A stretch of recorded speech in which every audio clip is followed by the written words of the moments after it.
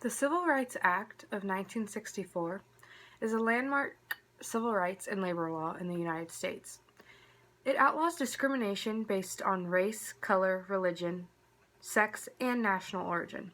It prohibits unequal use of voters' registration requirements and racial segregation in schools, places of employment, and public buildings. The Civil Rights Act was proposed by John F. Kennedy in June of 1963. It survived the House and barely made it through the Senate due to strong opposition from the South.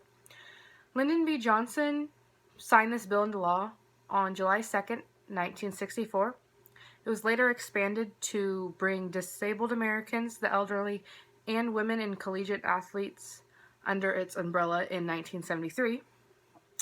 It also paved the way for two follow-up laws: the Voting Rights Act of 1965, which prohibited literacy tests and other discriminatory voting practices, and the Fair Housing Act of 1968, which banned discrimination in sale, rental, and financing of property.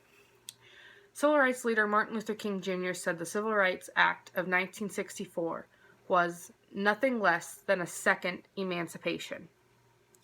Though the struggle against racism would continue, legal segregation had been brought to its knees in the United States. This act changed America and the way people acted. Employers were no longer allowed to put signs saying "whites only"